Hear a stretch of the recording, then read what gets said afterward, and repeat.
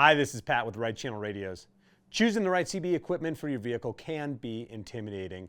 And if you're a beginner to CB, it's really important to understand what parts all work together. So in this video, we're gonna go through exactly what parts you need in your CB system, the difference between, and kind of the general idea of how you differentiate parts from each other and choose the right ones for your rig.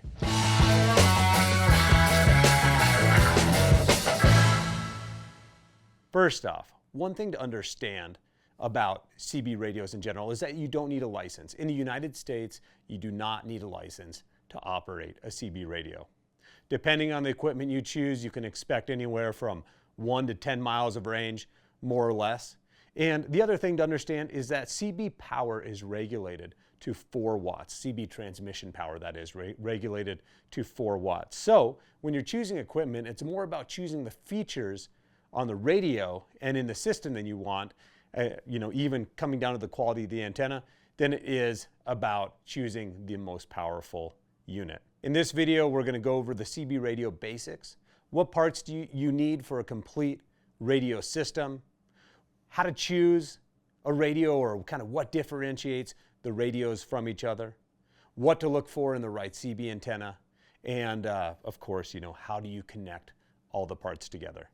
Now we have kits already set up at Right Channel Radios for a variety of different specific makes and models of vehicles. So if you want to avoid all this, we make it easy by being able to buy a kit, but we want you to understand why the kits are assembled as they are. So getting into that, let's talk about the CB radio really quick.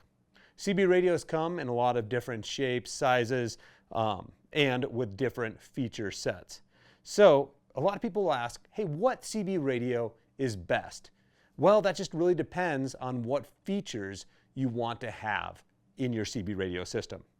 So for instance, this right here, this is the Cobra 75. It's an all-in-one handheld unit. This is a really popular choice for people who have vehicles that have very small cabs. So think of a Jeep, a Toyota Tacoma, something like that, where there's just not a lot of space to mount a bigger radio, let's say on or under the dash. So they get this small unit that has all the features in the handset. This unit also features, weather alerts. It has channel scanning, has a backlit display, and some other great features there. Whereas this larger radio, you can see it has dials on the front, has switches, has a display, and it's much larger in size. So this is going to be a better option for somebody who maybe has either a larger truck, box truck, semi-truck, something like that. And maybe it has functions on it, right, where they're not set inside the menu, but it has tactile functions so they can quickly make adjustments. So that is how you're going to choose your radio. Is really going to be based on the features that you want on your radio rather than the power of the unit itself. With antennas, it's somewhat the same, where the range and that you're going to get out of your CB system, the overall distance you're going to be able to transmit, is really going to be much more dependent on your antenna than it is your radio. Like I said, all radios are transmitting the same power, so the differentiator is really the style, the quality, and the length of the antenna that you're going to choose. Generally speaking, longer and higher quality antennas will get more range than a shorter or lower quality antenna. Also, there's different styles of antennas, 3 different types, generally speaking. Now, why do they make all these different kinds of antennas? Well, it's because each vehicle is different. So choosing the best antenna really comes down to what kind of vehicle you have and where you can mount the antenna on your vehicle. First off, I'll point at this one here. We have a magnet antenna. This antenna is designed to attach to the top of your vehicle, and it has this big, large magnet that just sticks onto the metal surface of your vehicle. This is called a base-loaded antenna because the base is where the antenna coil is, and the antenna coil is where the CB transmission is sent out of.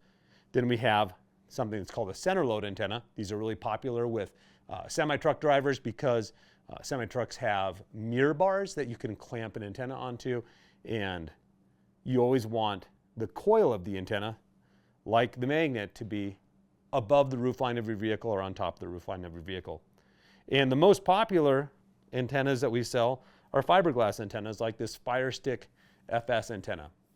Now these antennas have the coil in the tip of the antenna, so you can mount this a little bit lower on the vehicle. Let's say you mount it in the bed of your truck or on the hood of your truck, and it's going to stick up like this, and the coil of the antenna is going to be up here high above the vehicle.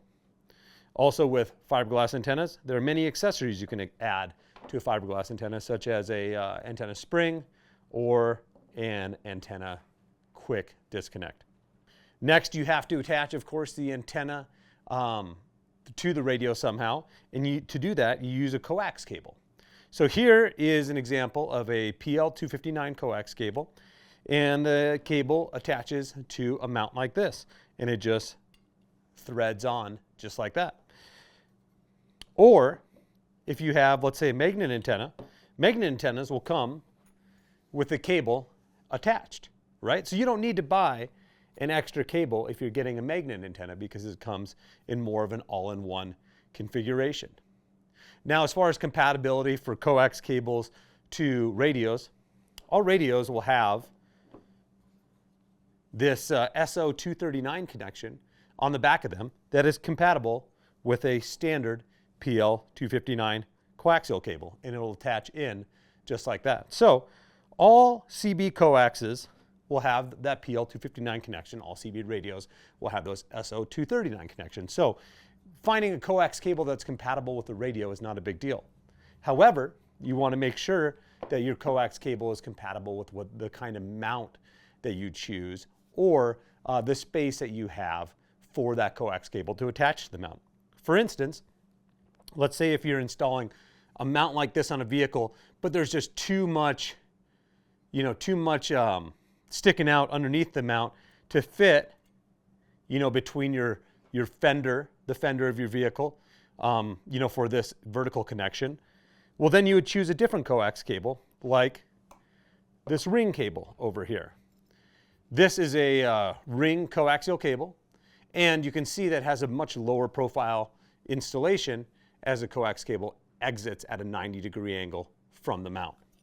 So this is more ideal if you don't have as much room between the surface of the mount in your vehicle.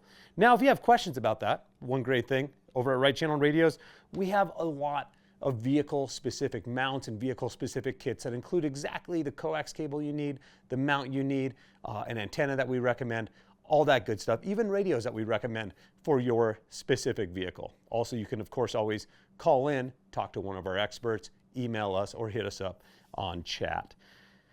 Anyway, so once you have your CB system installed, you have your radio that you've chose, you have an antenna that you chose, you have the coax cable to connect them together. Well, then the next thing is with CB systems, once the antenna is installed, you actually want to tune the antenna to match your vehicle. Now, this is a concept we're not used to in the States, right? Most everything's plug and play. We have these, cell phones that just work wherever they are. But the way a CB system works is the antenna actually uses the metal on your vehicle to create a reflective ground plane. So you need to tune the antenna to your vehicle. And you do that using what's called an SWR meter. Now, this is an example of an external SWR meter.